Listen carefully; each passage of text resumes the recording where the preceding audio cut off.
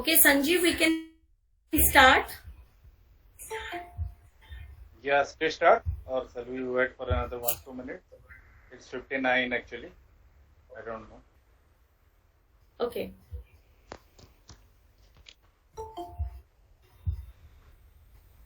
Let's wait for another 1 minute. 1 minute, okay. Sure.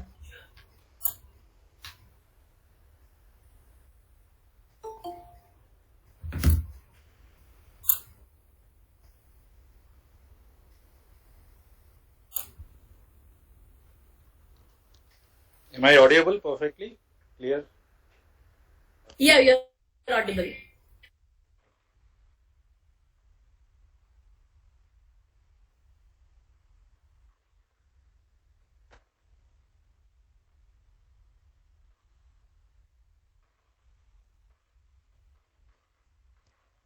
Shall we start? Vijayalakshmi, Subralna? Yeah, we are all set. You can start. Yeah, Okay. you can start. Yes. Okay. Subha Sandhya. Namaskar, everyone. I myself, Sanjeev Kumar Panda, convener, and on my co-convener, Subralna Mohanty and Vijayalakshmi Parda of the Delhi chapter. We welcome you all for this today's evening, and the webinar is on representation of Odisha in the world. So, in persuasion to the last discussion we had in the core group, that some activities should be going on for the different chapters that should do something, in terms of some events and all these things. In persuasion to that, we are doing this, and this is a unique efforts we have done. We have asked our new generation young speakers to do some research and do their presentation, and they are the next level, flag bearers of Odisha culture and heritage. So we have just told them to present themselves and speak something about their chosen region, about the culture, about the speciality, and the lesser known fact of the people to the world. So in this effort, my co-convener Ms. Subralna and Vijayalakshmi, they have done a wonderful job grooming them step by step how to make it a good presentation.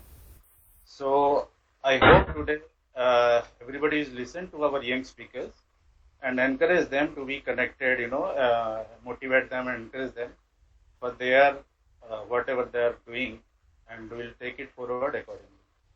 Now I hand over to Ms. Subralina to take it forward. And today, Vijayalakshmi will be the moderator for this today's event. And I'll request Subralina to introduce all the speakers and tell something about themselves, and let the show begin. Subralina? Yeah, thank you, Sanjeev. Namaskar. On behalf of Odisha Positive Delhi NCR group, I welcome you all to this webinar by our young Odias on the theme Representation of Odisha in the World. With an objective of engaging young Odias staying in Delhi NCR and make them do research on Odisha's history, culture, and unique features that can be globally represented through this webinar. We have got around 10 speakers, very young, and we all have 5 speakers today present here. They will be presenting on different places of Odisha today, and 5 more on 10th of October, next Sunday, same time. Our endeavor is to make our next generation know our roots and bring out the amazing facts about the places of they have explored. I request our moderator of the day, Mrs. Vijayalakshmi Parida, to introduce our speakers and take us through their presentations one by one. Thank you. Over to Vijayalakshmi. Thank you. Subha Sandhya, very warm good evening to all. Hi, this is Vijayalakshmi Parida, your host for today. Thank you, Sanjeev ji. Thank you, Subralina ji, for giving me this such a lovely opportunity to present here. Well, my first and foremost duty today we are presenting our new achievers for this beautiful forum who will represent Odisha on their own perspective. Without further delay, let's go. Our first presenter for today is Urvashi Das from Ghaziabad. Students of class 12. at Anandam Jaypriya School. Her hobbies and interests are writing, reviewing, and dancing. She has co-authored various books and edited the Indian Excellence magazine, reviewing and content writing, heading and Profound Writers Association. So over to you, Urvashi. We are so excited to listen you. Thank you so much. नीलछाल निवासाय नित्याय परमात्मने बलभद्र सुभद्राय जगन्नाथाय ते नमः जगद्दनन्दकान्दाय परनार्नार्थयहार्य च नीलचाल निवासाय जगन्नाथाय ते नमः. Jai greetings to one and all present here. The state of rich artistic heritage, the state which has produced some of the finest examples of Indian art and architecture, the state which is widely recognized for its exquisite silver filigree, ornamentation, pottery and decorative work, the state whose history contains Kalinga War, the land of amazing temples, the land of heritage sites, the land of natural scenes. Odisha, the state where the Lord of the universe himself resides.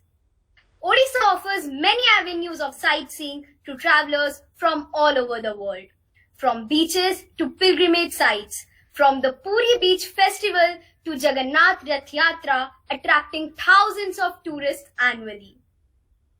Today, I, Urvashi Das, a student of grade 12 residing in Ghaziabad, but my roots connecting me back to my homeland, Odisha, along with my fellow speakers, will be taking you all through a journey of connecting and realizing the true, pure, unknown, and unpopular facts and beauty that resides within our home abode, Odisha. Now, I would be beginning by sharing my presentation based on tourist attractions and temples in Sambalpur and Sonpur district of Odisha.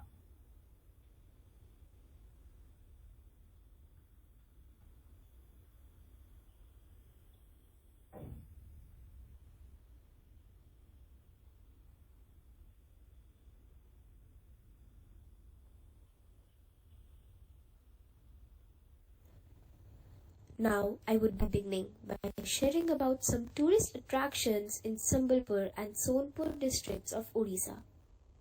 Sambalpur was a diamond trading center in 2nd century. Sambalpur derives its name from the presiding deity Sambaleshwari enshrined in the temple called Sambalai Guri on the banks of Mahanadi, directed by the Chauhans in the middle 16th century. Sambalpur is famous for its textiles and particularly its sari and dye, also popular as Sambalpuri sari. Due to its unique pattern and designs and texture, the Sambalpur is internationally famed. The four dances, especially the Koroma dance on the festival occasion of Hadrava Ekadashi, is entertaining and special attraction for the visitors. Sambalpur district until the British regime was under Bengal province in 1905 and subsequently it became a part of Odisha province in 1912. As we all know, the culture is the conglomerated pattern of language, social values, music, festivals and many more.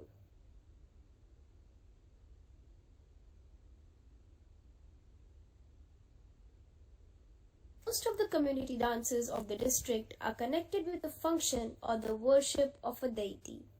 The folk dances of Sambalpur are so colorful that visitors enjoy it with lot of enthusiasm. Dal Khai dance, Korma dance and Sambalpuri dance are few prominent ones. Sambalpuri dance is extremely popular for their feet tapping on musical beats and rhythm. Some important festivals celebrated here are Seetal Sai and Nuakhai. Ma Samaleshwari Temple. This temple is dedicated to the goddess Samaleshwari.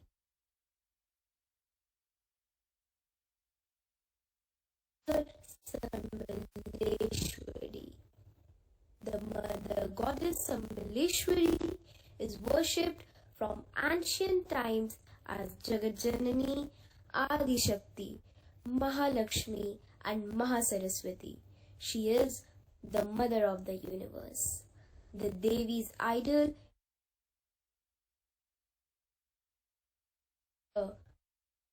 is devotion, love, and affection towards all-pervading motherhood. The Leaning Temple of Huma, the shrine is made by the fifth king of the Chauhan dynasty of Sambalpur named Baljar Singh Dev, dating it back to the 17th century AD and is around 300 years old. Huma is a famous Shiva temple within the district of Sambalpur and therefore the abode of Lord Vimaleshwara. Hundreds of devotees flock the shrine every day for visiting the deity and fulfilling their cherished dreams. However, the prime attraction of the place may be a strange leaning temple that creates something so unique. Nobody knows whether this structure is leaning intentionally or by default. One interesting fact is that while the edifice leans, the top of the temple is perpendicular to the bottom.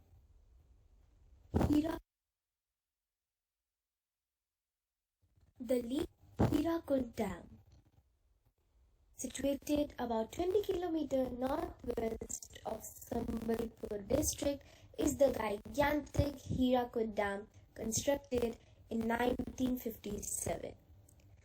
It is a historic dam not only because it is the India's longest dam, but also it is a milestone achieved after independence of the country. It was built with the sole objective of combating a recurring devastating floods of the delta region caused by Mahanadi. It has also helped in irrigating the vast areas of land. Now we have some unsung temples situated in Sonpur district of Odisha. Sonepur, the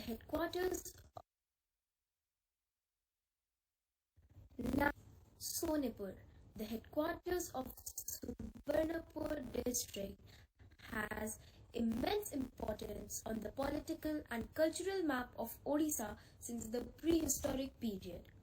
The name Sonepur is derived from the Subarnapur in Sanskrit, which means golden city.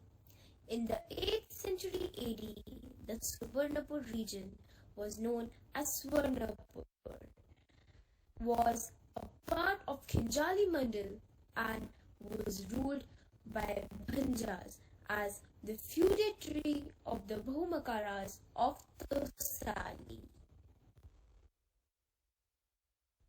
Shashi Sena Temple. It was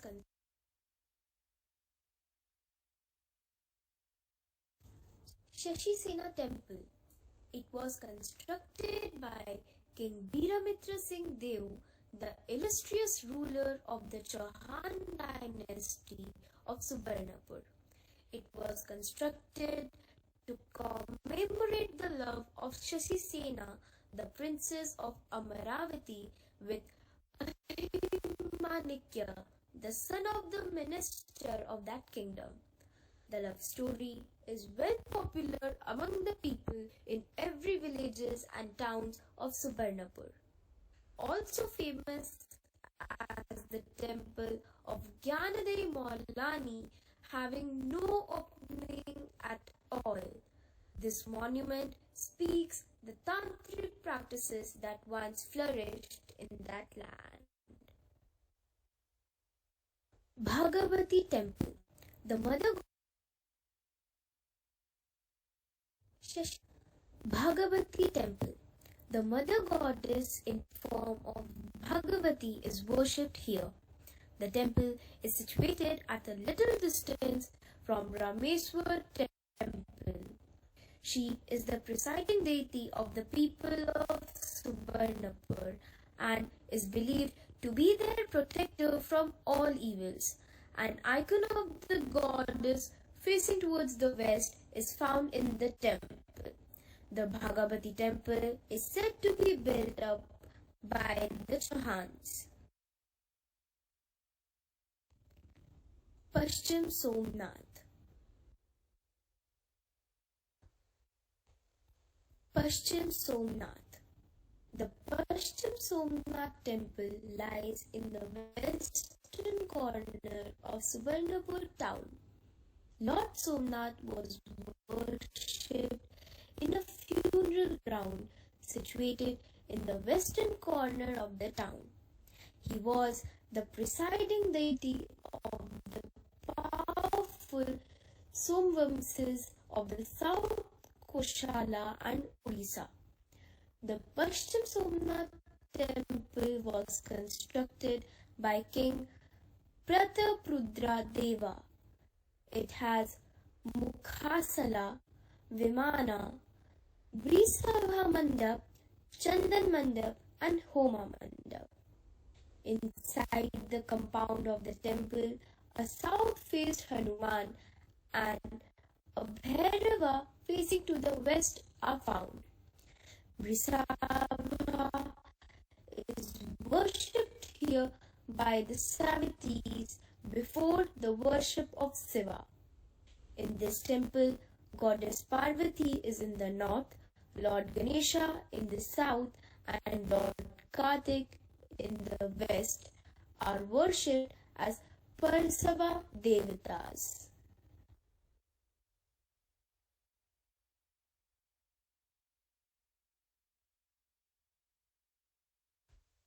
Oh, that was inputtive presentation indeed. Thank you, Urvashi. Thank you so much, Wonderful. Rajinath.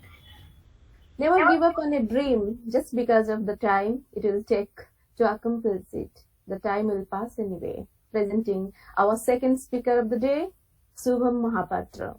Shubham, place allotted Baripada and nearby Moirvanj places. A student of B. Bachelor's Design, National Institute of Designing, Ahmedabad. He keeps interest in drawing, singing and playing instrument. So now presenting Shubham Mahapatra. Thank you so much. Today I'll be telling you about the district of Mayurbhanj, one of the major hubs of culture and heritage in Odisha. So I'll take you through this journey and I hope you enjoy.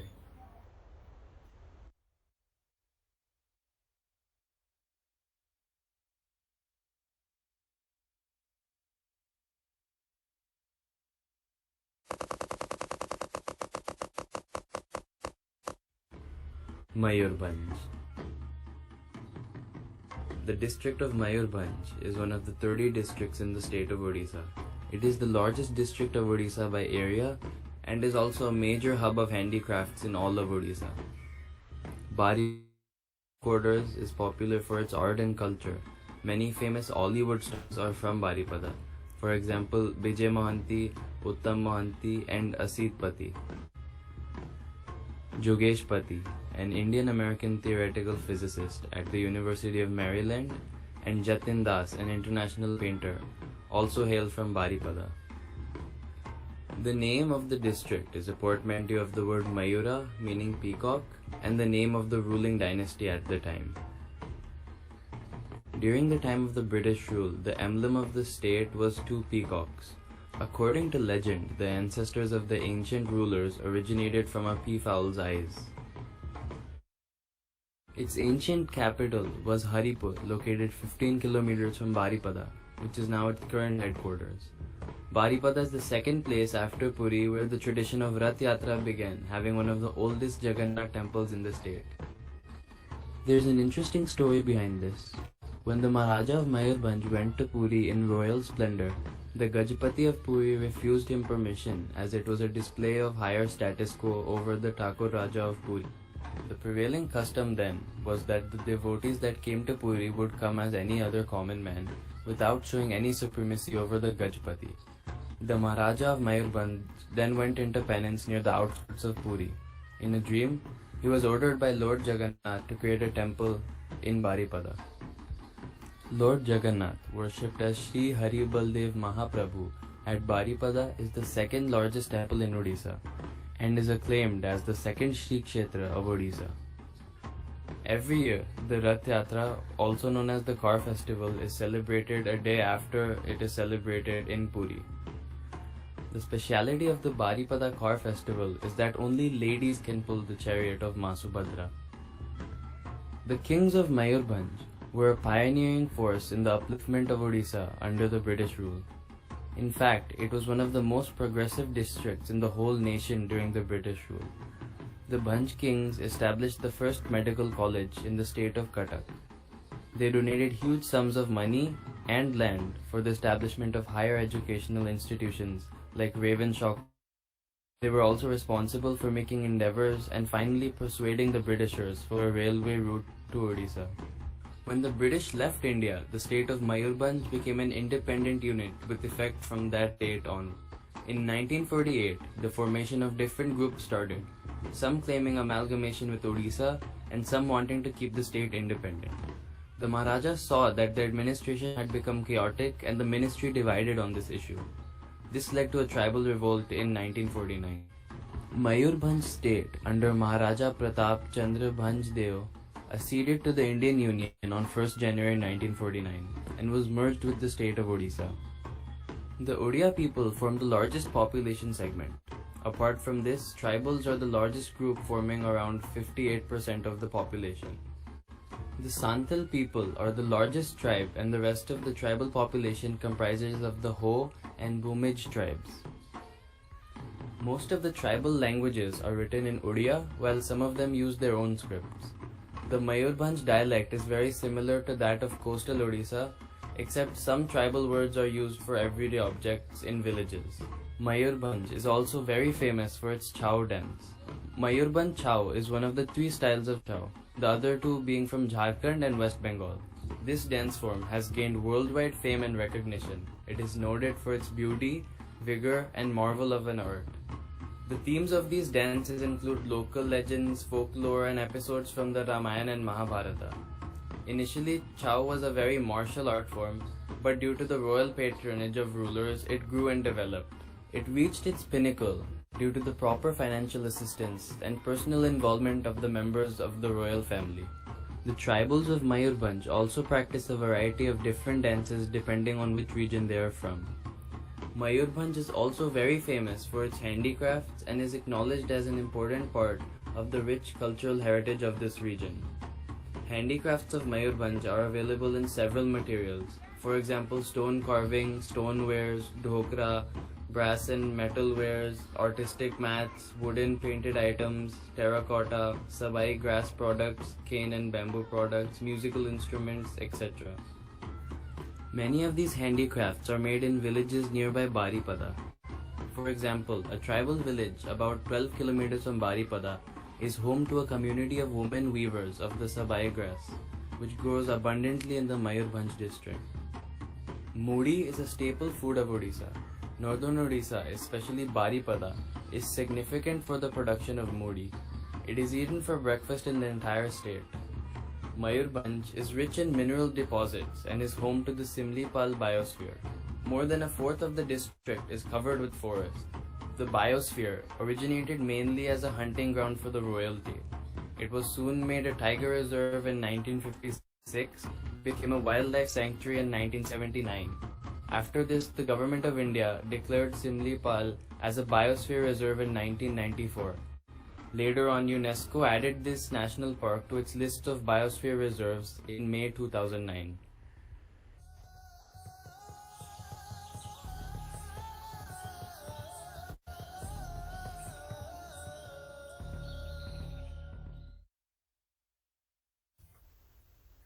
Thank you so much. Now it's a great presentation. You made us happy. Thanks, Subham.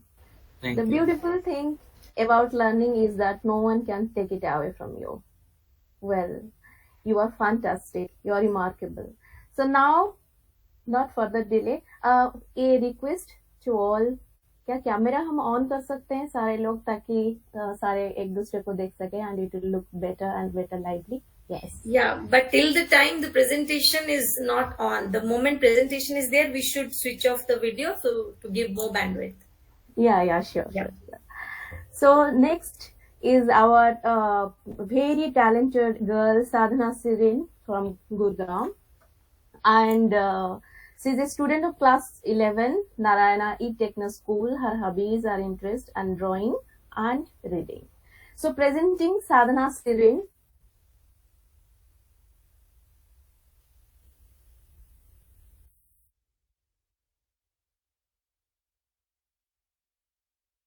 Thank you very much for the wonderful introduction, ma'am. Namaskar, respected Suvralina ma'am, my fellow participants, honorable guests and coordinators. I'm very thankful for this opportunity to know my state more. I've been doing research about Salipur and Dhenkanal, two famous cities of my home state Odisha.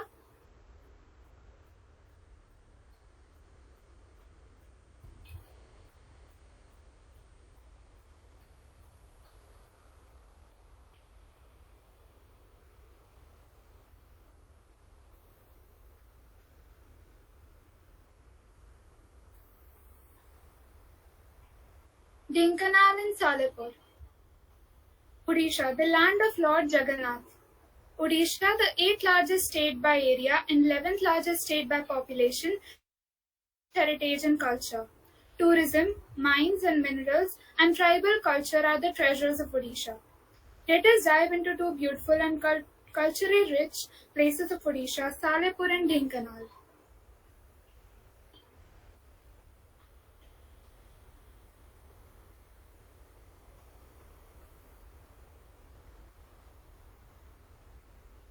Dhenkanal. The statistics are given below. Dhenkanal is popularly known for its places like Kapilas, Choranda, Saptasajya, Dandadhar, Naganatheshwar Temple, Saranga, and Kualo. Art and culture. There are a number of literary, cultural, and dramatic organizations functioning in the district which play a vital role in the development of the socio-cultural life of its people. Kapilash, Joranda, Gajalakshmi Puja, Dandanacha, Ghodanacha. Interesting facts. Saptasajya. According to legends, Pandavas spent some of their days of their incognito life, Agnata Vasa, in these hills. Kapilas. The place is identified with Kailash, the legendary abode of Lord Shiva. Some of the caves are associated with the Puranic episodes that have great appeal to the visitors. Saranga. It is known for Anantyasi image of Lord Vishnu located on the rocky bed of the river Brahmani at Saranga. The hoods of Ananta, the serpent king, spreads over the head of Lord Vishnu as the crown and cover. Dhenkanal Gajalakshmi Puja. The district celebration of Gajalakshmi Puja is an eventful mentioning for its eye-catching events. This festival continues for 11 days. During the festival, entire Dhenkanal town is decorated with puja mandaps and electrical lighting. Notable people. Amya Kumari Padhi was an eminent Indian jurist and the first woman to serve as a judge of Odisha High Court. She was also the Odisha High Court representative under the Indian National Security Act. Salipur.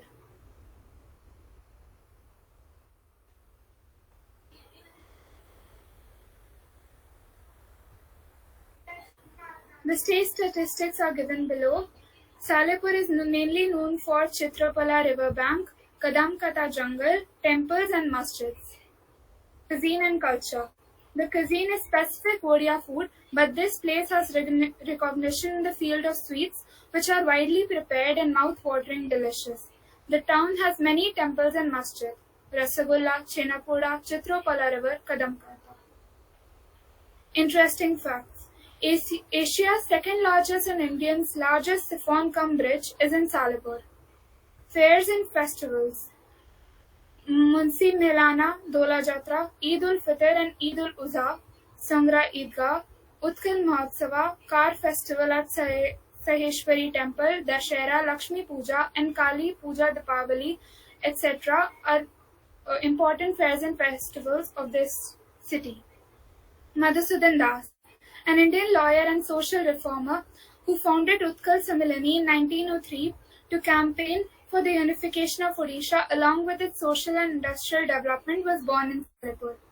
Canned rasagullas from Salipur are exported to different parts of Odisha, India and abroad. Thank you very much. Hey, thank you, Sadhana. You are amazing, really amazing. Such remarkable. Shoot for the moon, even you miss. Shoot for the moon, even you miss. You will land among the stars.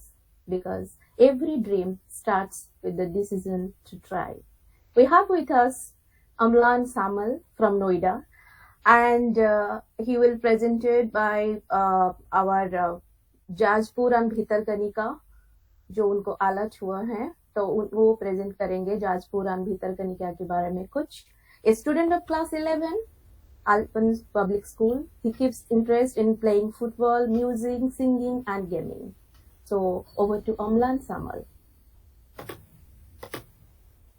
Thank you, ma'am, for the wonderful introduction, and good evening, everyone. I am Amlan, I am an Odia, and today I'm very excited to explain you about my hometown Jajpur and a unique place of wildlife, Bhitar Kanika. I hope you enjoy the video I'm going to present. Thank you.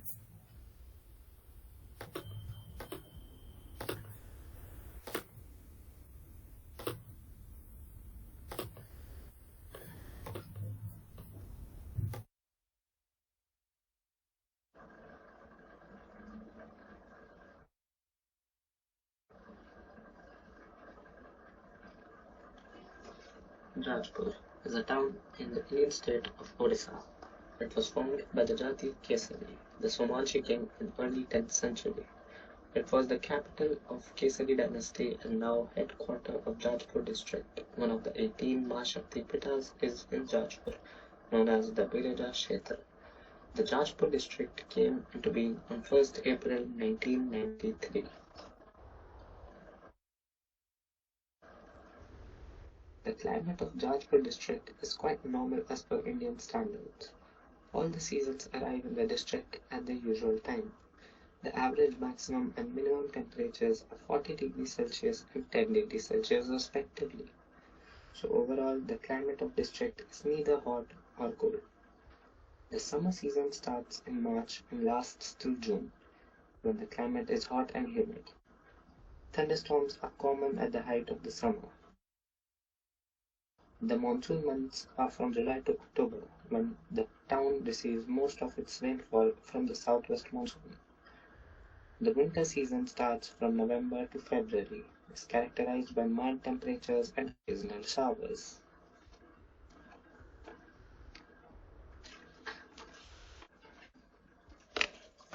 The history of Jajpur dates back to the prehistoric times. The name Jajpur itself is a testimony to this.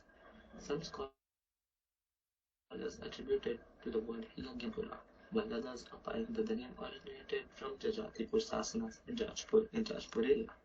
Jajati is also said to have made Jajatipur as his capital and renamed the city as Jajpur.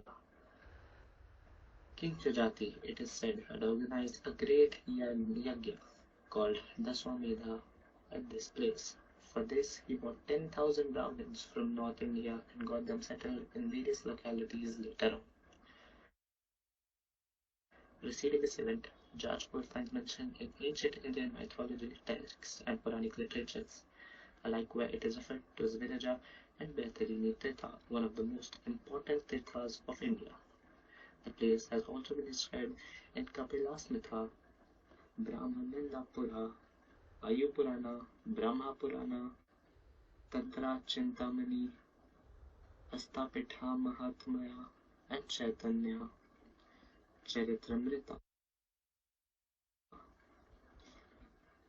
Economy of the district is agrarian in nature. Agriculture and mining play a dominant role in the economy of the district.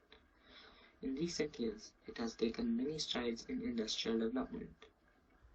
The most industrially developed area of of the district, Kalinganagar, is situated in the Rangadi block, where currently 4 small steel plants are operating and 9 more are on their way to start production.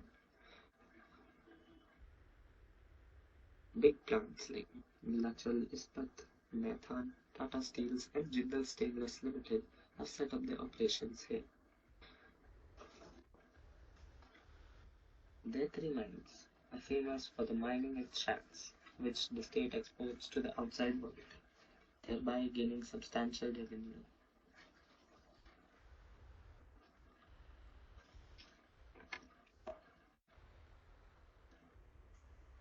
The district has the third best conditions for sustainable development in agriculture, followed by Bargarh and Jagatsinghpur district. Rice is traditionally grown in 2 well-defined seasons, namely Kharif and Galwa. Kharif is the most important rice season. It is the main crop covering 85% of the total rice area and depends entirely on the southwest monsoon. It is sown in June and harvested in October-December, depending upon the duration of the cultivation and topography. The Dalwa rice coincides with the dry season and depends entirely on irrigation. The Dalwa season stretches from December-January to April-May. Farmers grow only high-yielding varieties during this season.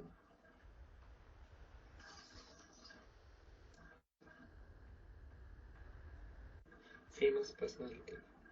Professor Rajendra Prasad Das was an Indian archaeologist and authority on the construction history of hills, a noted historian, a respected academician, and an award-winning novelist. He was born on 15 July 1930 in Sania village of Jajpur district of Odisha to Alek Prasad Das and Snehalata Devi, who were disciples of Mahatma Gandhi, noted freedom fighters and social workers. Alek Prasad Das, who had refused to join post-independence politics to pursue the programs conceived by Gandhiji for emancipation of the people in grassroots, was also an award-winning writer who won the Odisha Sahitya Akademi Award for his autobiography.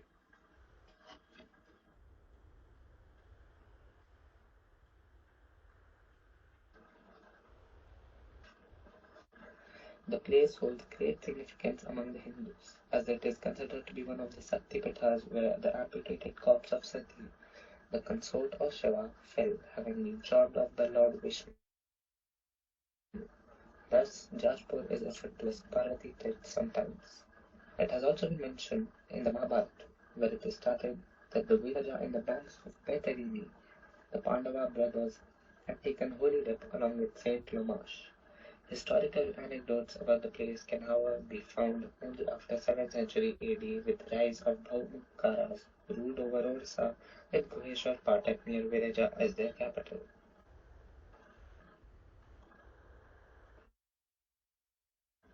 Bhitara Wildlife Sanctuary.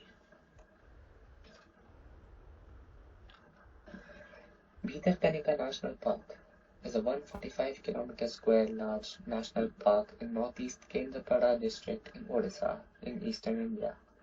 It was designated on 16 September 1998 and obtained the status of a Ramsar site on 19 August 2002. The area is also been designated as second Ramsar site of the state after the Chilla Lake. It is surrounded by Bhitarkanika Wildlife Sanctuary that spread over 672 km square. The Hirmatha Beach and Marine Sanctuary are to the east, separating swamp region and mangroves from the Bay of Bengal. The National Park and Wildlife Sanctuary is inundated by the rivers Brahmani, Bhaitarini, Gahamra, Pathshala. It hosts many mangrove species and is the second largest mangrove ecosystem in India.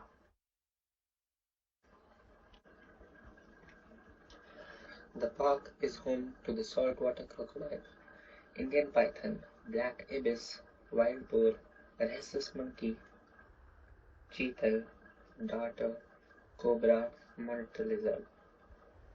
Olive ridley turtles nest on the Gahir Matha and other nearby beaches. Bhitarkanika has one of the largest populations of endangered saltwater crocodile in India. and is globally unique in that 10% of the adults exceed 6-meter length. Nearly 1,671 saltwater crocodiles inhabit the rivers and creeks.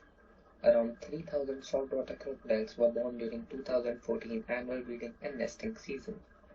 In 2006, Guinness World Records accepted claims of a 7.1 meter, 2000 kg male saltwater crocodile living within Bhitarkanika National Park. Due to the difficulty of trapping and measuring a large living crocodile, the accuracy of these dimensions is yet to be verified.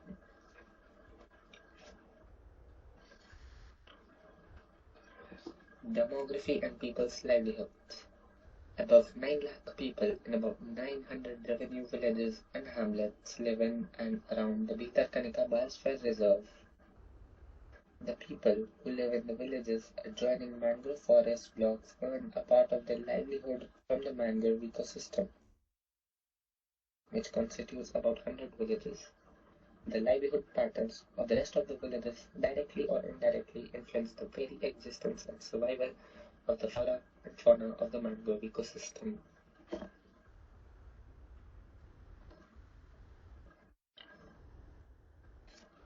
Economic activities.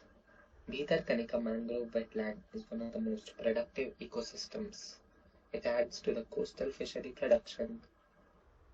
The rivers and creeks in the wetland are a major source of a variety of indigenous fish.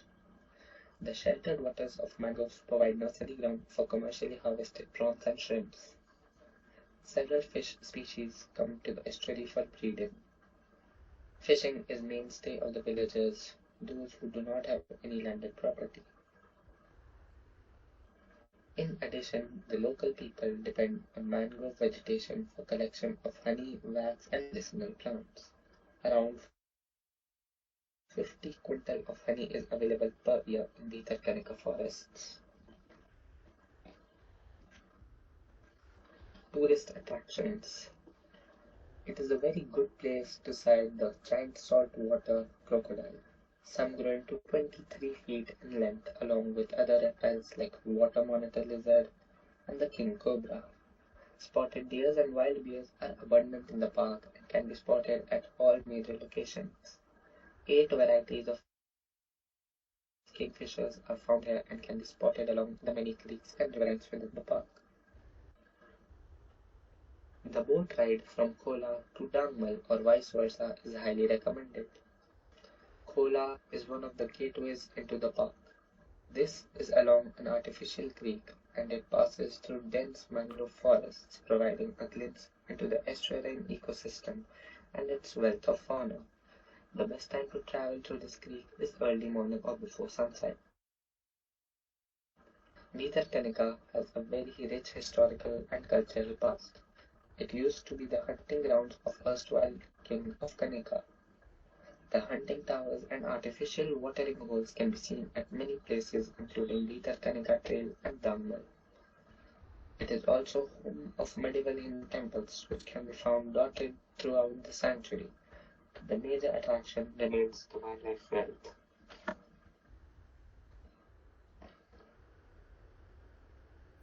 Thank you. Hey Amla, no one can stop you from doing your best. You are really amazing. You are fit in your shoes and you can steer yourself our direction you choose. Last but not the least, Suzanne Ghorai, you are a treasure. So welcoming Suzanne Ghorai from Gurgaon, place allotted Bhubaneswar and Cuttack, a student of class 12, Amity International School. Her hobbies are singing, dancing and reading. Her participation in many moon events, worked as a volunteer for social services. By being a member of the school, Interact Club, It Works and Rotary Club. So presenting Suzanne Ghorai. Good evening, I hope I'm audible. Yeah. Continue. Namaste, Sat Shri Akal, Assalamu Alaikum. I'm Suzanne, as rightly introduced by Vijaya Ma'am, a 12th grader living in Gurgaon and studying in Amity School. Well, Odisha, indeed, when we hear it, what's the first thing that comes to our mind? Lord Jagannath. So again, Jai Jagannath, everyone. Now, Now, we all know about the stadiums, movie theatres, etc. Bhubaneswar and Cuttack. But do we know the history before all these technological advancements came here?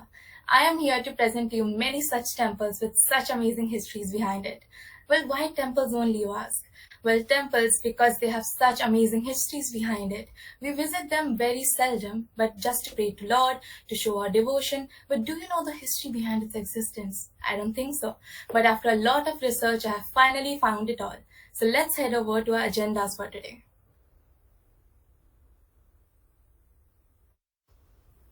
Now, first up, I'm so sorry, I think there's a network issue. Yeah. So first up for today's agendas, we have to first we'll know our state Odisha. Second, we'll trace some ancient history. Third, we'll travel to our first stop, Bhubaneswar. Fourth, we'll travel to Cuttack.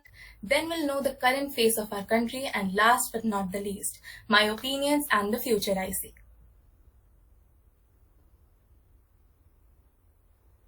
Now, to set the vibe just right, I present to you Rangapati. Many of us must have heard this song. This song's got the heat and the beat. So let's go. You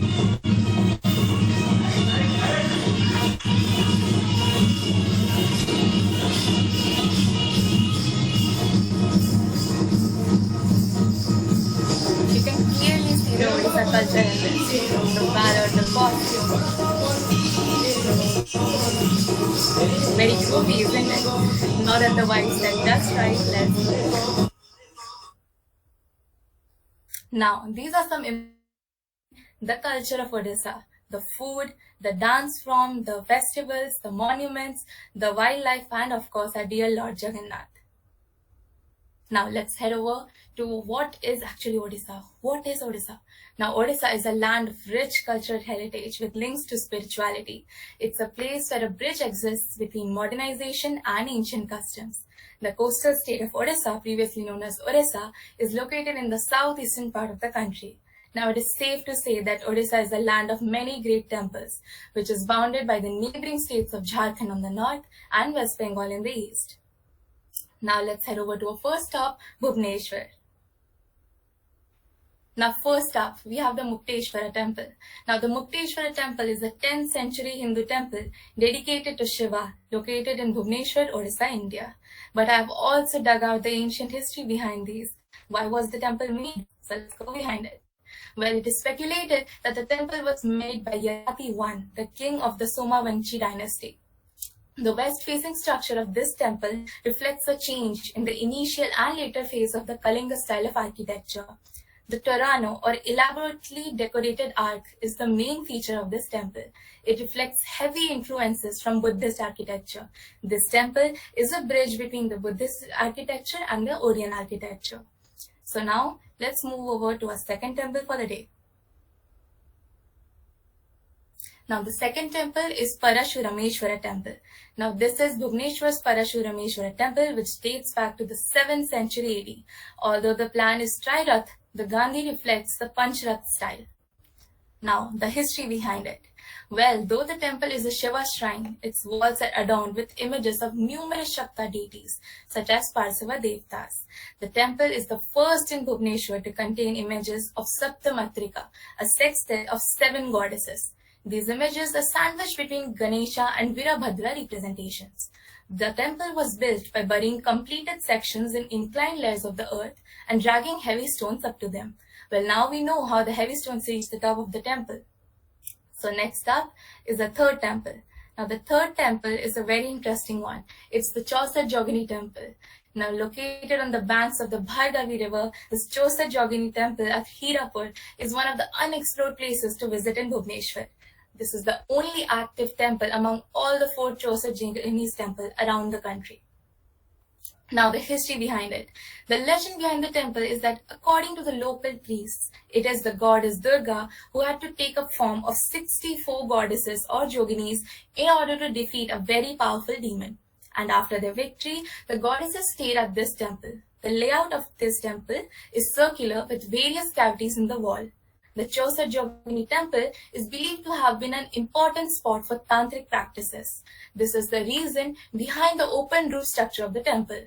The tantric sect worships various elements of the environment, fire, and land to name some.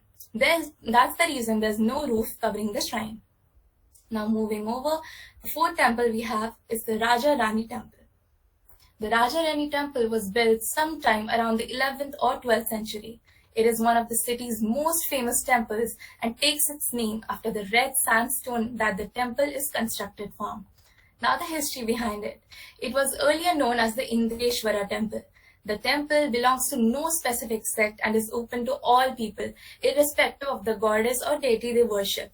However, the figures of Lord Shiva and Goddess Parvati carved on the walls strongly indicate that the temple has certain association with Shaivism, that is, the practice of puja Lord Shiva. Further, the temple are carvings of scenes of what is believed to be the wedding of Lord Shiva and Goddess Parvati. Now moving over, let's head over to our second stop for the day, that is Cuttack. Now, the first temple we have in Cuttack is the Dhableshwar temple. It has a very interesting story behind it. The Dhableshwar temple is dedicated to the worship of Lord Shiva. It is situated at a distance of 27 km from the city of Cuttack on the exotic island of Lord Dhableshwara. Well, the history behind it is that the Lord Dhableshwara is attributed to a miracle performed by Lord Shiva. Once a thief, he stole a black bull from the villagers and ran into a Shiv temple for protection. The thief prayed fervently to Lord Shiva as the agitated crowds were calling out for him. Taking pity on him, the Lord appeared as a sannyasi before the crowd and asked them for the cause of their agitation. On being told that they suspected that the thief of hiding in the sanctum is hiding with a black calf, the sannyasi brought the calf outside to dispel their doubts. The calf turned out to be white, seeing which the crowd let the thief go. The sannyasi disappeared and the thief realized who had come to his aid. He confessed and apologized to the crowd. He took a vow to spend the rest of his life in the service of the Lord. The act of turning a black calf to the white caused by Lord Shiva is known as the Dhableshwar, and hence was the temple made. Now moving on, the sixth temple is the Ma Katak Chandi temple. Now the Katak Chandi temple is an ancient temple dedicated to the goddess Chandi, the presiding deity of Katak, Odisha. The temple is located nearby the banks of the Mahanadi river. It is famous for the annual Durga Puja and Kali Puja festivals. Now, according to a legend, the present piece of land where the holy temple is now placed was lying fallow before. Late Sri Hansa Panda, who happens to be the Purohit of the then king of the Kanika, used to graze cattle and sheep in that fallow land. One day, Sri Panda was feeling very tired and he took rest on a heap of dry mud present there. While taking rest, he experienced a strange, unusual feeling with himself. Surprisingly, on the same night, the goddess Chandika appeared in his dream and requested him to take her out of the land. Thereafter, he went running to the king and told him everything about the strange experience he had that night. With the help of the king, late Hansa Panda dug up the same piece of land. It is being said that around 40 number of bullock carts were recovered, and while digging, they emerged the deity of Ma Katak Chandi. Then the temple was built on the same land. Now, the seventh temple we have for today is Charchika temple. Charchika temple is one of the oldest Shakti places in Odisha, India. It is located in the small town of Banki of Cuttack district in Odisha. Presiding deity is an 8-armed goddess Chamunda, located known as Ma Charchika Devi. Now, the legend behind it is the idol of Ma Charchika was designed by Lord Parashuram himself. On an island, when he was taking bath in the river Mahanadi, he saw a stone was falling and lifting continuously. He approached the stone and found a woman's face carved on it. He immediately lifted the stone and kept it with him, and later on, properly established it at a place and worshipped, as Ma Charchika came in his dream and ordered her to construct a temple. The matter is of around the 9th or 10th century, and inside the temple there are various sculptures of animals. Now, the next temple we have is the Amareshwar temple. The ancient city of Cuttack has more than 100 Shivalayas. The Amareshwar temple in Buxi Bazaar is the most important of them. Situated in the heart of the town, the Shiva and Shakti at the temple is the form of a Hiranyagarbha type. Hiranyagarbha has been described as the golden fetus or golden womb in one hymn of the Rig Veda. It is believed to be the source or beginning of the creation of the universe. Now, Amreshwara by term defines the deity who blesses with immortality. It is believed that the king of Atgad constructed the temple in order to bring back his son's life. Lord Shiva appeared in the king's dreams and later king, as instructed, built a temple in this particular place as a votive offering after his son was born. The temple was destructed afterwards by the Muslim invaders of Kalpanda timeline, but was later on rebuilt by the Marathas in the mid of the 18th century. Now, yes, so here are some current situations the country is facing right now, whether it be the development, whether it be the COVID sector. As soon as we are developing, soon as we're going down. So I think there should be a particular reason behind that, shouldn't it? Well, now let's come to my opinions. What I have learned from this project. There are many such places, many such stories unheard, waiting to be known around the country. Like in the news clips I had shown before, our country has been facing a lot of issues recently, whether it be the COVID or stagnant development or any other problem. And I think the solution to this problem is we all coming together, not actually saying in the word sense, but by actually contributing to it. Webinars like this have now and using the online platform to show the world what we have got. We could improve our history books with many such stories so that these can be remembered forever. We should advance with time, but take our values and morals and customs with us. I'd like to share my story for when I visited one of these monuments. I saw the beauty was lost because people were writing their names on it, they were spitting here and there, throwing food. So I thought to myself, if we don't respect our heritage and customs, how could India ever develop? If we don't change our thoughts, there's no development. There can never be any progress and all of it shall become ruins and be gone. The world will not be able to know about our country and its cultural heritage. Only thing they know about us is how we eat oily street side food, and the best one, we are still the good old snake charmers. I'd like to say that before coming from any state, whether it be Punjab, Kerala, Assam, we are all Indians and we should be proud of it, live up to it, and always remember what we leave behind after using is what becomes the life of our coming. Now, keeping up the spirit, I request everyone to stand up for the national anthem.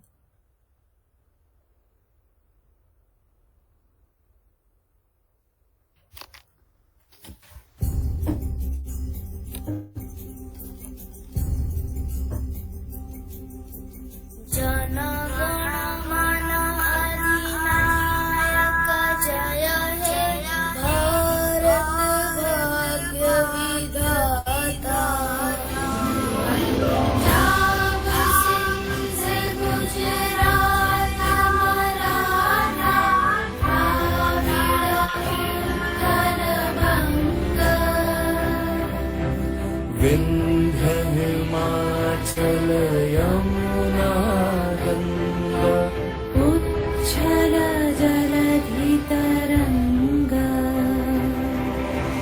तव शुभ नामे जागे तव शुभ आशीष मांगे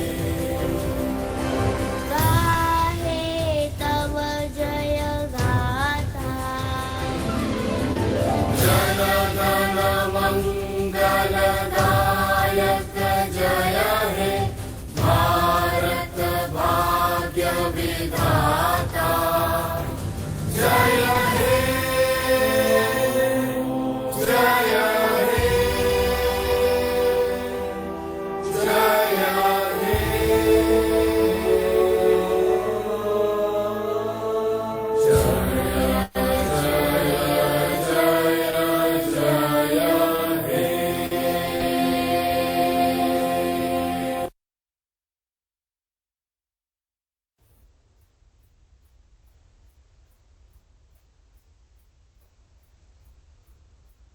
Susan, you are not audible. Susan, you are not audible.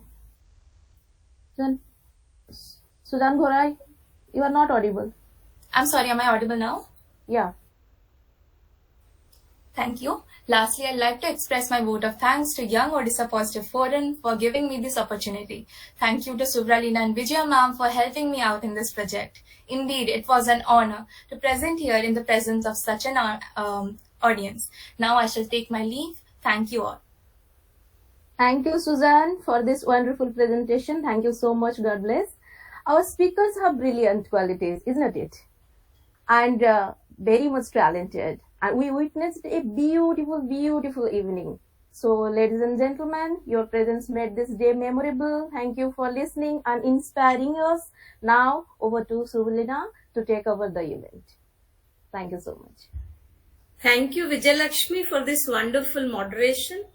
And as Sanjeev set the tone, set the stage, it all started from there. Then your moderation, then each of these kids spoke so well. I know there were some technical glitches, but other than that, it's not about the technical glitches, it's about the facts they actually brought up. Because it took them for around, let's say, 15-20 days. In 15-20 days, I think they have done an amazing good job. They have literally done a research and it shows up. ये दिखता है, इनका काम बोलता है जिसको कहते हैं. They have really done a great job. A huge round of applause for every participant here. We literally did not mind the technical glitches, whether the sound was low or somewhat you were not audible in between. Let us forgive and forget everything. The beautiful part is these young speakers have really made the evening. They have done it so well. And as Urvashi started with a very, she's originally a very high speaker and her voice is very loud and clear. She started with that. I really appreciated that. Shubham's video was like as if we are watching a movie. It was so coordinated and well designed. It shows up that yes, he's a designer. Sadhana was so full of facts. She brought out new events, new stories for us. Actually, we didn't know much about those events of Salapur and Dhenkanal. And Amlan's Jajpur was really good. He really took us through a journey of the inner things of Jajpur and Bhitarkanika, which probably I didn't know personally. And Shujan was kind of mesmerizing. She did a lot of mesmerizing effects in her presentation, the voice, the kind of storyline she had, and at the end, a very good message she gave us. And I think it was for all, not just for youngsters, for every one of us to have some regards for all our cultural heritage and all the things and all. Thank you all for joining us this evening. I request all of you to please visit our website, that is odisapositive.org, for all details. Sanjeev, if you could put it on the chat, they can, just refer it. We have started updating information about the organization and certain articles on Odisha. You can join us in that website. You can share your remarks and suggestions with us. And please join again on 10th of October because there are again 5 more speakers to take you through other 5 to 6 places where you could know more about our Odisha. And on the same link, same time, next Sunday, we would look forward to meet all of you. It was an amazing evening. Sanjeev, if you want to give any final words, or I can see Sanjeev Mohanty, if he's there, he can say something to us. Or Nihal Bhai. Sanjeev, if you're there, Sanjeev Mohanty, Advocate Sanjeev Mohanty, if you're there, you could...